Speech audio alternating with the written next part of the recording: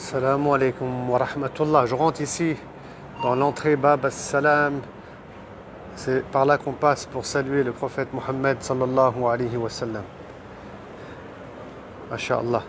La tombe du prophète sallallahu alayhi wa sallam et Abu Bakr et Omar se trouve plus loin sur la gauche.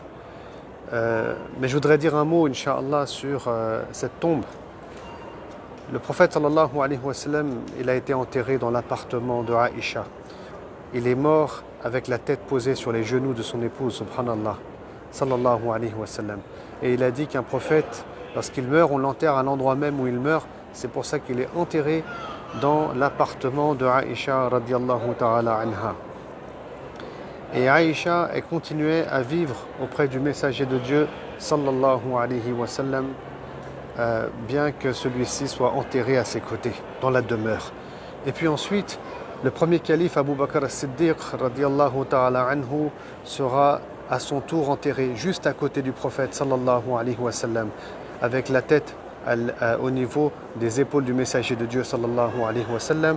Puis ensuite, Omar sera enterré avec la tête au niveau des épaules de Abu Bakr as-Siddiq. Et il y aura ensuite un mur qui sera fait entre les trois tombes et l'endroit, le peu de mètres carrés qui restait pour Aïcha pour vivre. Et plus tard, sous le califat de Omar ibn Abdelaziz, et on est sous les Omeyyades, le mur va s'effondrer. L'appartement, quelques murs vont s'effondrer. Et là, Omar ibn Abdelaziz, Aïcha n'était plus présente, bien entendu, le temps était passé et on va reconstruire les murs de l'appartement de Aïcha avec des pierres qui sont taillées et qui vont être récupérées à l'est et à l'ouest de la ville de Médine, car il y a des roches volcaniques. Naam. On va tailler des pierres et on va refaire les murs de l'appartement de Aïcha. On va faire un mur de séparation au milieu aussi, masha'Allah. Et on va tout clôturer. Il n'y aura pas de fenêtre, il n'y aura pas non plus de porte, il n'y aura absolument rien. Et puis comme les gens, vous savez, ils compareront un peu cet appartement à la Kaaba, Omar ibn Abdelaziz fera faire un nouveau mur autour, un mur avec 5 côtés. Et entre ce mur aux 5 côtés et l'appartement de Aïcha, il y a environ un demi-mètre d'espace.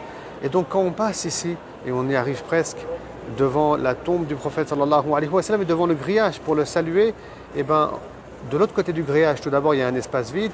Ensuite, il y a le mur aux 5 côtés, sur lequel il y a un grand drap, et c'est tout ce qu'on voit en vérité. Et derrière ce mur aux 5 côtés qui est condamné aujourd'hui, il y a derrière donc l'appartement de Aïcha.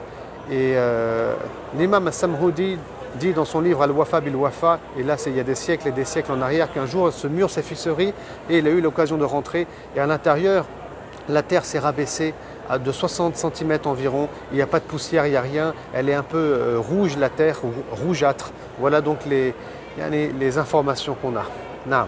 Quant au grillage autour, il a été mis en place par le sultan Mamloukite Qait Bey, qui a fait faire donc ce magnifique grillage qui va protéger les lieux en réalité. Et ça, il l'a fait faire suite à un incendie important qui a eu lieu dans la mosquée de Médine environ vers le 8e siècle. Et pour terminer, on a aussi du plomb qui a été coulé autour du mur aux 5 côtés. Et ça, c'est à l'époque du sultan Nuruddin Zanki, car on avait 2 chrétiens ici, et c'était les croisades qui ont voulu faire un tunnel. Parce que regardez, là on est sur la sortie, ils avaient leur demeure juste en face de la mosquée du prophète sallallahu alayhi wa sallam, un tunnel en dessous, pour creuser et voler le corps du prophète sallallahu alayhi wa sallam. Mais Nuruddin Zanki, il a fait un rêve où il a vu le prophète sallallahu alayhi wa sallam l'informer de cela, subhanallah, l'informer de cela. Et ensuite il est venu lui-même, il a retrouvé cette demeure, il a retrouvé ce tunnel. Je ne rentre pas ici dans les détails. Et pour protéger les lieux, il a fait couler du plomb tout autour du mur aux 5 côtés. Voilà ce qu'il y a derrière ce grillage. Il n'y a rien d'autre. Parfois sur internet on trouve, vous savez, une photo avec une tombe rectangulaire, belle, mais ce n'est pas la tombe du prophète sallallahu alayhi wa sallam, c'est faux, c'est la tombe de Jalaluddin al-Rumi qui se trouve en Turquie en réalité, comme disent les experts de la sira du prophète sallallahu alayhi wa sallam. Qu'Allah subhanahu wa ta'ala nous prenne en miséricorde. C'était important pour moi de faire cette vidéo pour expliquer ce qu'il y a derrière ce mur, derrière ce grillage, lorsqu'on vient saluer le prophète sallallahu alayhi wa sallam. Les gens, ils ont des fausses pensées, des fausses imaginations, et c'est au-dessus aussi de l'appartement de Aïcha que se trouve la coupole verte qui a été aussi construite fut un temps, qui était en cuivre, qui a été blanche, puis bleue et qui aujourd'hui est verte depuis l'époque des Ottomans. Voilà donc ici la grille. Et c'est là, regardez ici, qui est marqué le nom du prophète sallallahu alayhi wa sallam et qu'on salue. Avant, il y a un grillage ici, il n'y a rien. Il n'y a rien ici du tout. Hein. Regardez, là c'est la mosquée. Là c'est l'espace qu'il y a entre la mosquée et l'appartement de Aïcha. Vous voyez, donc c'est ici, il y a son nom au prophète sallallahu alayhi wa sallam qu'il est enterré un peu plus loin derrière, bien entendu, comme j'ai dit dans l'appartement.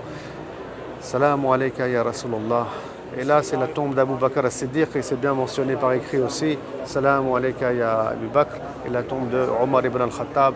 Salamu alayka ya Omar. Et là, il n'y a rien après, bien entendu.